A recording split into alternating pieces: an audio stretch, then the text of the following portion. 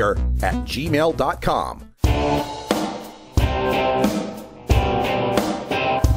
We must wage what I have called total war against public enemy number one. I support a change in law to end federal criminal penalties for possession of up to 1 ounce of marijuana.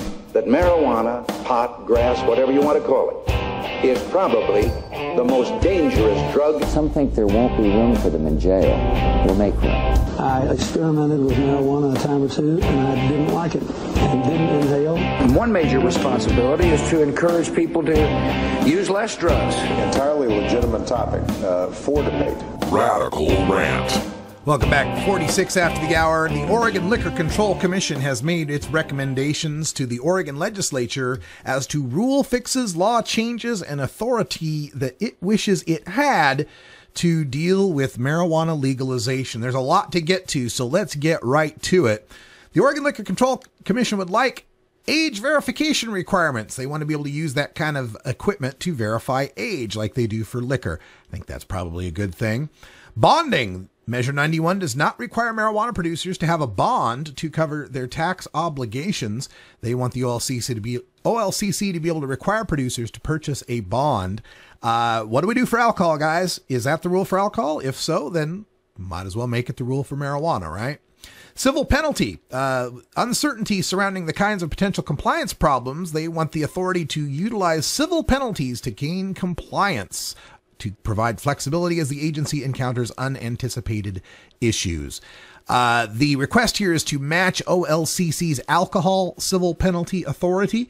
It wasn't what we voted on in Measure 91, but if we are saying treat it like alcohol, then I don't see that this is too unreasonable a request. Confiscation of marijuana. OLCC may need to confiscate or seize limited amounts of marijuana to establish violations, like in the case of a minor decoy operation, or to hold product that is in excess of recorded amounts. They want an amendment to Section 7, Paragraph 5 of Measure 91 to make clear OLCC can do that. I don't see a problem in that as that is written, but we'll have to take a look at that in more detail. Fees. There is no fee authority in Measure 91. The OLCC wants the power to impose fees beyond the application fee to cover issues such as label approvals and changes in location.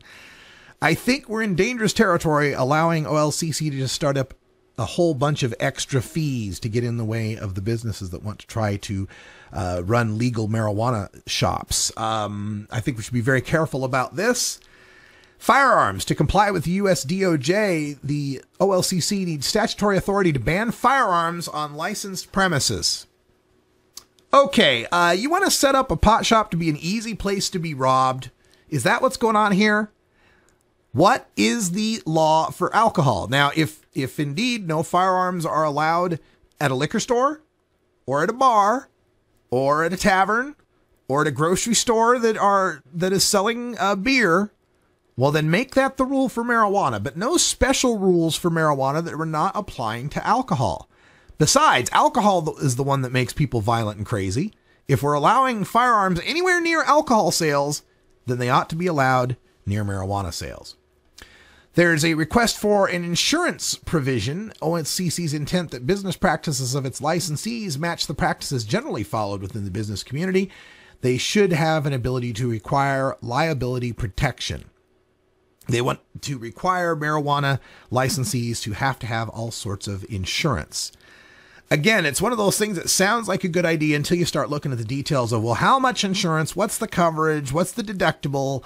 You know, if this gets into ridiculous territory where someone's going to need, 6 figures up front to be able to afford all these fees and security requirements and insurances, then in effect, you're locking out some of the mom and pop operations that have made a successful marijuana market up to this point. So insurance in and of itself is not a bad thing, but let's make sure that it's reasonable. Investigatory tools. The issuance of subpoenas compel production of documents or testimony. Regulatory tools. OLCC wants the power to issue subpoenas, compel production of documents and or testimony. I think that's, I don't know if that's controversial or not. I think being able to enforce the law is an important part of marijuana legalization. So let's see how that goes. Lab testing license. Now, this is an important one. I'm glad this one is in the list.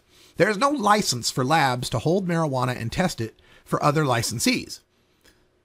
So we've got to have a license so that they can set quality control and health and safety standards. And that goes along with this next point on laboratory certification. And throughout their listening tour, and I got to commend the OLCC because they actually listened. They listened to a lot of the marijuana growers and the operators of medical marijuana facilities who have pointed out that they'll get their stuff tested at one lab and then get it back tested from another lab with completely different results. If we're going to have a requirement for lab testing, who tests the labs? This is where OLC is wanting to establish a third-party lab certification process, and I applaud that wholeheartedly. We would never expect that a beer that says 5% alcohol by volume in one store would end up being 7% alcohol by volume in another store. We should not accept that for marijuana. There needs to be laboratory certification and testing standards. I applaud the OLCC for going forward with this. Vindicar in our chat room wants to know who's the third party that's going to certify the labs. Well, that's the question. You know, who's the authority on such issues? It's not like the State Department of Weights and Measures or any existing bureaucracy has come up with such a laboratory testing standard. I don't think that means we can't. I think we can come up with a clear standard. They want to have the limitations on co-location of licensees may find it necessary to not allow multiple license types at the same location. Things, perhaps if you had like 6 grow licenses, you put them all at the same location. Or what if a person wanted to have a grow license, a process license, and a retail license so they could grow their own specialty strain, have tours where people see the grow and see the processing of it, and be able to shop at the shop, you know, like what we see with the micro brews, the craft brews in this state, like what we see with the wineries in this state. Again, if we're going to allow it for alcohol, let's allow it for marijuana. No more onerous restrictions on marijuana than what we have for alcohol. So allowing co-location of licensees as far as the recreational side goes is something that I think the OLCC should not be monkeying with. Now, there is also their act of saying that they don't like the idea of co-locating recreational and medical facilities. I believe that a medical dispensary should be allowed to upgrade and also be able to serve recreational customers. I believe that's in the best interest of the consumers to have as many possible places to shop. I don't think it should be required of medical places to have to serve recreational consumers. But if they want to, they should be able to. But I also understand OLCC's point that if they are going to have the authority over the recreational stores and they're required to comply with the Cole memo, and part of what they believe is required of the Cole memo is some sort of seed-to-sale tracking system, then you can't have seed-to-sale tracked recreational marijuana sold in the same store as unregulated processed marijuana from the medical side. I think the solution is to find a way by which the medical producers could, if they chose to, comply with a seed-to-sale tracking system. What I'm saying is open up the seed-to-sale tracking system for all growers. Require it of the recreational ones. Make it optional for the medical ones. But they have to choose that option if they want to sell in a recreational store. That's something I think the OLCC should take a look at. Another thing OLCC has specified is they want to deal with the statutes surrounding the origin of seeds and plants. How do you get your licensed grow facility started unless you can start with some seeds or some cuttings? So they are talking about possibly allowing medical inventory, that is medical seeds and cuttings, to be made available for people who wish to establish recreational grows. Well, then you're making my point, aren't you? Aren't you making my point about how there should be an avenue by which medical can sell in recreational? The only difference here is your avenue is this tiny little German, back alley where it's, European, small roads, forgive the metaphor. It's this little back alley where only, you can only get into it through selling a seed to a recreational provider, right? Well, why not just increase that to being able to sell the products of the medical side? Again, if they're tracked seed to sale, like the recreational side has to do. There's some problems with overlapping jurisdictions, the Oregon Department of Agriculture and the OLCC, to figure out, where they're overlapping. That's just some technical fixes. Payment of tax. The OLCC is saying since there's going to be this electronic seed-to-sale tracking system, there's no reason anybody has to wait for 2 months for the taxes to be paid. If we know seed-to-sale, you should be able to pay tax almost immediately. Well, that sounds to me like OLCC just want to make sure the money's coming in as quickly as possible. But if it streamlines the process and it is no more onerous to the business owner, I don't see why that's a problem. OLCC wants peace officer authority for the enforcement of administrative and criminal violations of the marijuana law. This would be the similar authority they have over alcohol. Again, if we're saying treat it like alcohol, then maybe they should have the same authority to deal with it. Possession of marijuana by government entities, specifying the Oregon Health Authority, the Oregon Agriculture, DEQ, and other Oregon agencies may need to possess marijuana at times for compliance and enforcement. And there's no protection for the workers of those agencies to possess marijuana. I think OLCC's got its protections and maybe that's it. So there does need to be some statutory section allowing these other government agencies the ability to possess marijuana without penalty. Now here's the big one.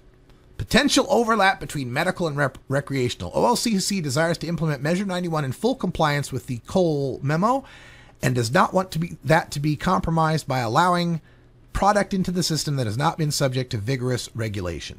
If system integration is contemplated, require medical products that come into the recreational system to be subject to all the standards of the recreational system.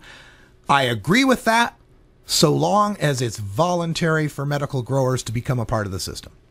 If they want to be a part of the rec system and sell in rec stores, they ought to have to follow the rec rules. But they should not be forced to have to all be part of one system. A separate medical system should be allowed to continue to exist. They want to set rules on the presenting of identification for age, processing licenses divided into categories of packaging, concentrates, and manufactured products. Want to define packaging at the producer level. This is a long list, folks. We don't have enough time to get into all of this. Seed-to-sale tracking system being asked for. Server permits. I think a server permit's a good idea. Make sure that all of our bud tenders are trained in proper hygiene and basic knowledge of marijuana. They want to make sure that use of marijuana in a vehicle is absolutely illegal for everyone. They want to repeal Section 55 regarding giving people a ticket for accidentally bringing their marijuana into a correctional facility. Against that. Electronic fund transferability. They want to decide whether or not the legislature will allow home delivery, whether or not there'll be marijuana lounges and or bars. Changing the name of the Oregon Liquor Control Commission to include cannabis, maybe add another C. Deciding whether or not there should be residency requirements with respect to marijuana. Specifying no licenses within 1,000 feet of a school. Change some definitions of extracts, concentrates, leaves, marijuana, and so forth. Like I said, folks, it's a whole bunch of stuff. We'll cover as much of it as we can, but for now, that's all the time we got for today. Stay tuned. Hour 2 is next. Until next time, take care of each other, tokers. This is the Russ Belville Show. The Russ Belville Show is blogging and podcasting daily at radicalruss.com. You take a seed, you plant it, you grow it, you dry it, you roll it, you smoke it. You take a seed, you plant it, you grow it, you dry it, you roll it, you smoke it. You take a seed, you plant it, you grow it, you dry it, you roll it, you smoke it, and it goes down smooth.